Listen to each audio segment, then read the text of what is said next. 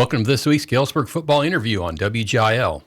I am Jay Redfern, and today we're joined by Jacob Carl, a Galesburg High School class of 2018 graduate and a former Silver Streaks football standout. A 3-year starter at tight end and outside linebacker, Jacob was described by his former coach Tim Doherty as one of Galesburg's best athletes, a versatile playmaker and leader who could do it all, catch passes, block, and anchor the defense at the demanding iron end position.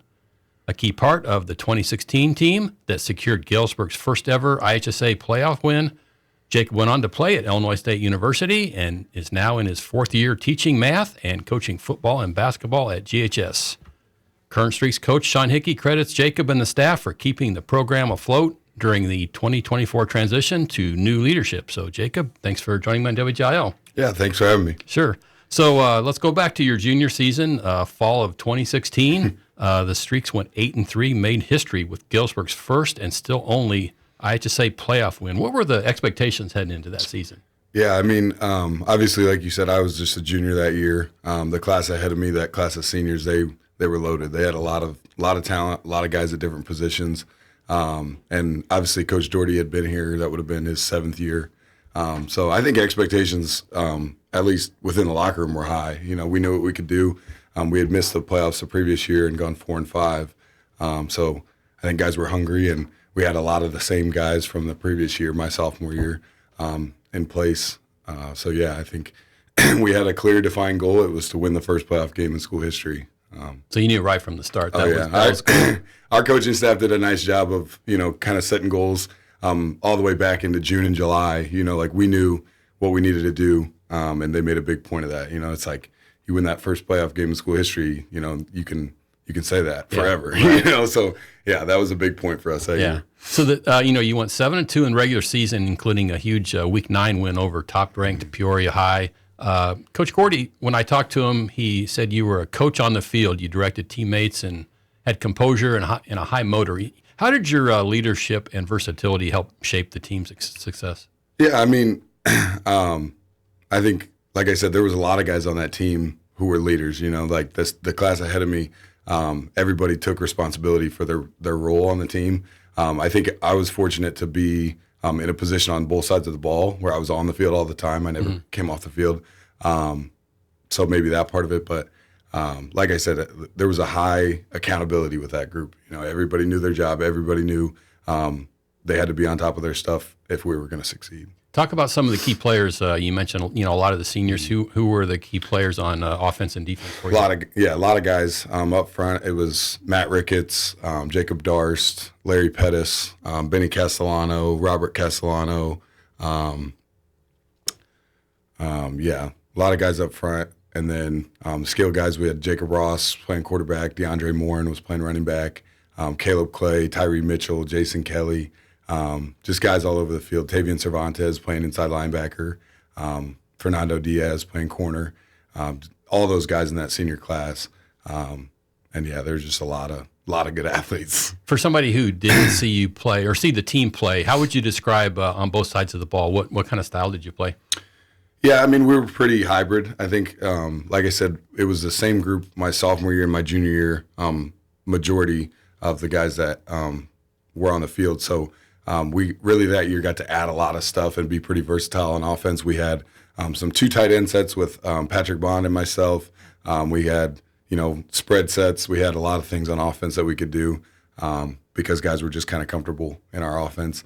And then defensively the same way. We would mix up the fronts. We would do a lot of different things. So I think that's what contributed to our success. 7-2. Who were your 2 losses to that year? Sore subject. Actually, yeah, a high school player just asked me that the other day. It was Rock Island and Quincy. Quincy was a home loss right after the Marion game. We had that 2-year deal with Marion, and so we went down there on a Saturday, and we got pretty banged up. We had Tavian out with a concussion, broken collarbone for another guy. So when we rolled in to play Quincy that next week, I think it was kind of a result of being beat up, and Quincy was still running the wishbone, so that was a tough game for us, that loss. And then Rock Island was week 8 at their place, and that was, it was one-score game, I think. It was a battle. I mean, they were good teams, but, they they're tough losses. don't love talking about them. Yeah. So you guys played Chicago Hubbard in the first round of the playoffs. You win 35-21. I believe it was a Saturday game here in Galesburg. First ever playoff game. And you mentioned how aware were you and your teammates? You already knew the history, right? So, how big a goal was it to actually do that?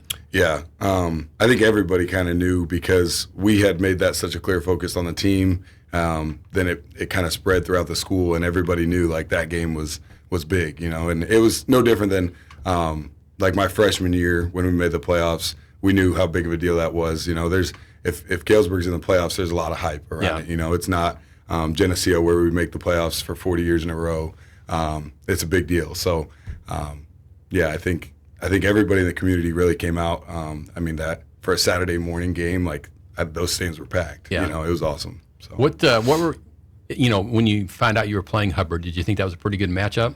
Yeah, we didn't. To tell you the truth, we didn't know a ton about them. They're a Chicago public school team.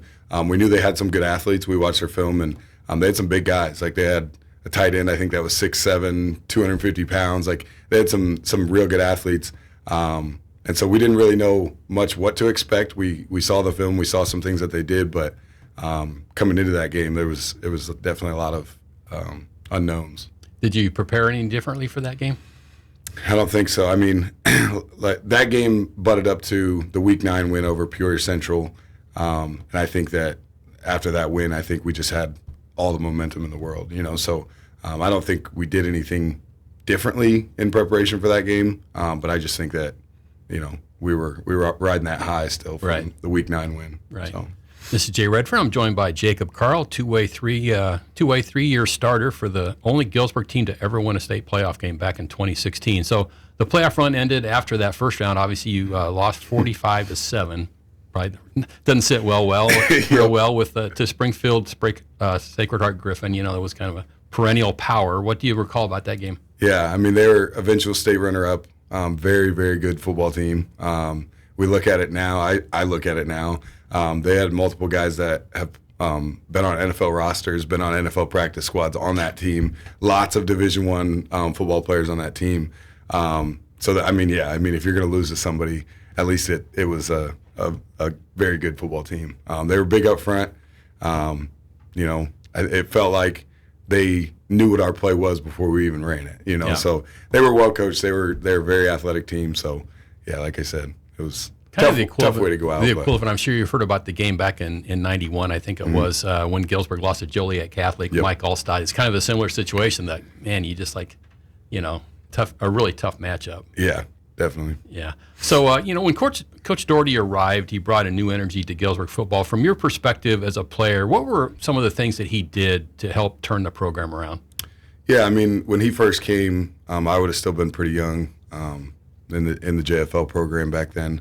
But I think an emphasis on the weight room, an emphasis on toughness, and just kind of like the culture of the program, from monthly player meetings to everything that we did over the summer leading up to the season. I think that he just did a great job establishing the culture. I know Peyton was on here a few weeks ago and talked about just like the band of brothers thing, you had spent so much time and put in so much work with these guys, especially throughout the summer when everybody's together and you're in the weight room and you go to Illinois Wesleyan team camp. You just got to be very, very close with your teammates and with your coaches. And so, I think the culture was the biggest thing. It was just, you wanted to be a part of that. You wanted to be a part of what was going on with Galesburg football. Yeah. How would you describe him as a coach? He's intense for sure. Yeah. I think anybody who's ever been around him would tell you that. He's very intense, and he has a love for the game. He's had the success that he's had in his career for a reason. He knows a lot about football. He's a very smart guy, and I was fortunate to be coached by him. You've been a big part of the strength program for Galesburg football, and the speed school, along with Jim Noonan. What are some of the key lessons or principles that you and Jim try to get across to players, not just in football, but for any athlete? Yeah. Jim's been doing a great job. He's in our PE department, so he gets to be probably more hands-on than I do with that, but he does a great job with that stuff. I think the biggest thing is just getting kids to buy into what we're doing and trying to get consistency, because if you're showing up full time for 2 weeks and then you take a week off, you're not going to see any results. And so we're trying to do things to make it easier for kids to be consistent, whether that's being able to get their workout in during PE or just changing the program a little bit. But if we can get kids to buy into what we're doing and be consistent, I think that's where we'll see the biggest results. Talk about speed school. What do you guys teach there? Yeah, it's all there's usually divided up into linear speed days, just trying to create force in a straight line direction, and then there's agility days where you're focused on change of direction and things like that, and sometimes a combo of both. But just trying to develop all athletes. It's not just football players; it's basketball players, it's track athletes, baseball athletes, because we all want athletes that are fast, that can change direction. Yeah. That's universal. So you have to tailor that different for different sports.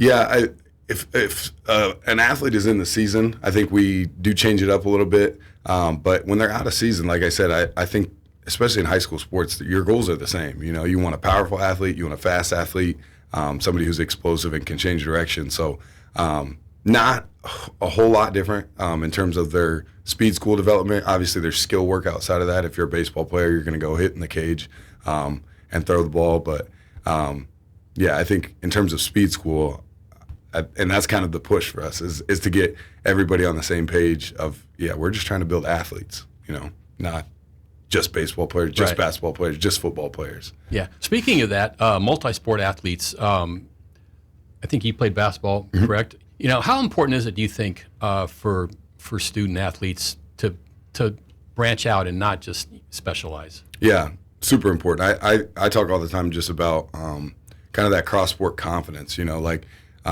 I always loved basketball. Basketball ended up kind of taking a backseat to football eventually for me. But growing up, it was four sports. It was as much as you could get, and you were just out there to have fun with your friends. That was the main purpose of it. But when you had success in one sport, that would give you confidence going into the next. And it wasn't like all your eggs are in this basket, and if you don't perform in this sport, then you're out of luck. You do everything, you have fun with everything, you compete in everything, and you kind of see where things go. So we're, again, trying to push that even down into the younger levels at JFL and youth baseball, trying to get kids to like to compete, and do everything. Yeah. As a former player who was part of that historic 2016 team, you're coaching now at a time when Galesburg is kind of in a rebuilding process, trying to build up success.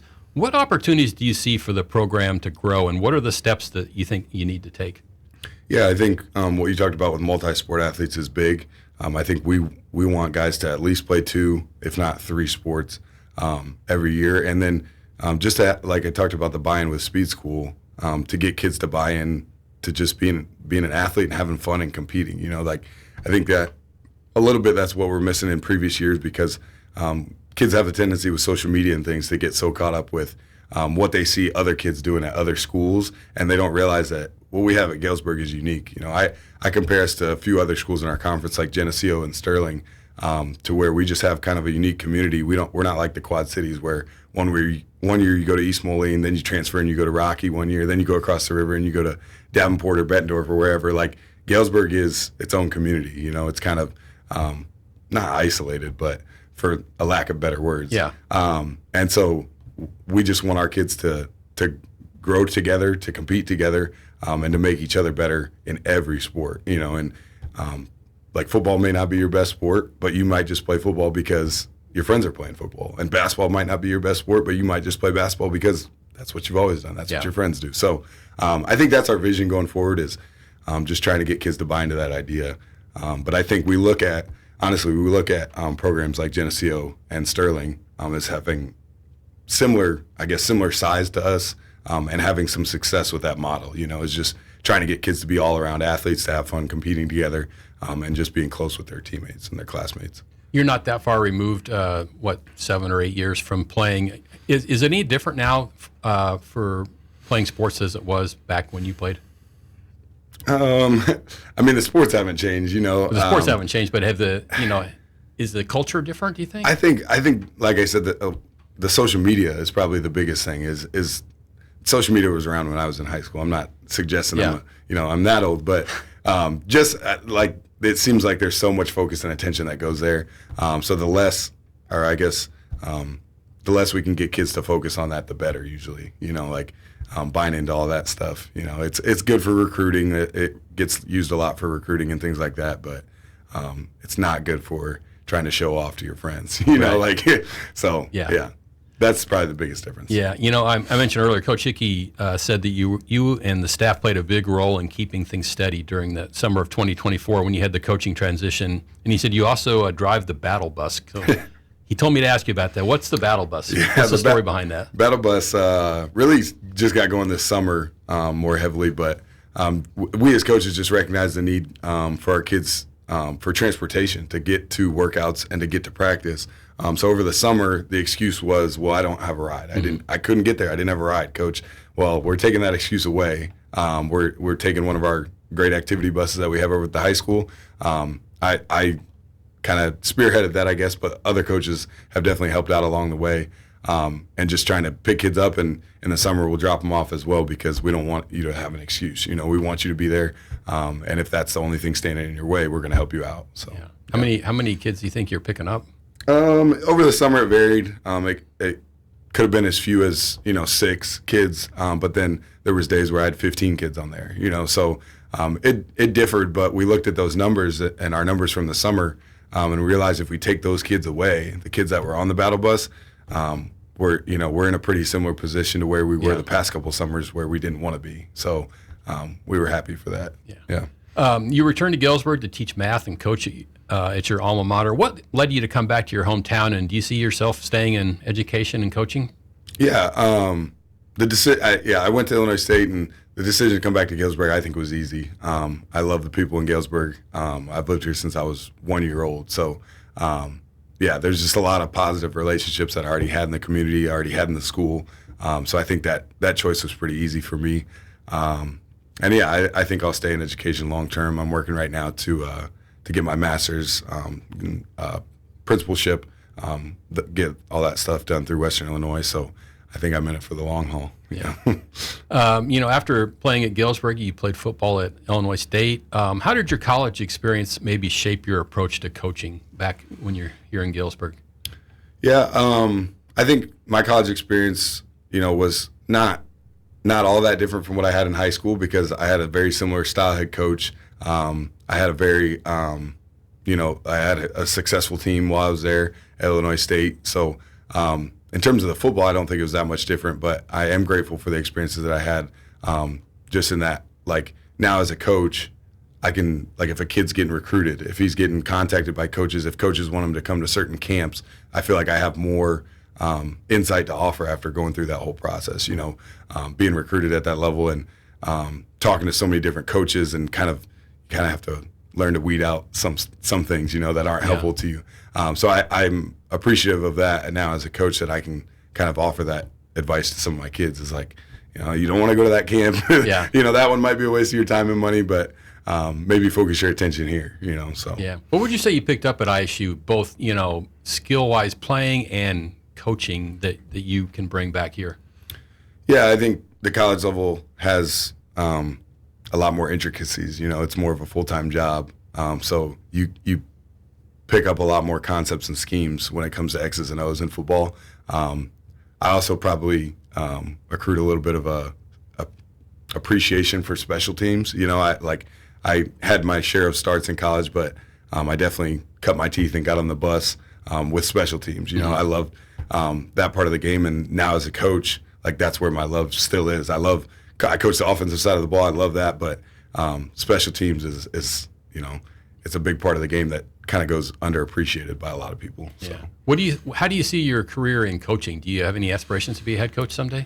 Maybe someday. That's a good question. I've been asked a few times, but I'm not dead set on it. It's not yes, that's where I want to be. I know guys that are younger than me that are head coaches in Illinois right now, but I'm not so gung-ho right now about that opportunity. Yeah. So what do you think's not holding you up, but what do you think you need to do maybe to be ready for that? Yeah, I think just experience. Yeah, experience. I think I've learned a lot just in my 4 years from Coach Blackwell and Coach Hickey just about managing a team. And there's a lot that goes into it. There's a lot that people don't see. It's not even just during the season, like I talked about in the off season with player meetings and summer workouts and things. There's so much that goes into building the culture of a team, and it's a lot bigger than X's and O's. Yeah. What advice would you give? You're with the kids every day. What advice would you give current Silver Streaks in any sport to help make the most of their time at Galesburg?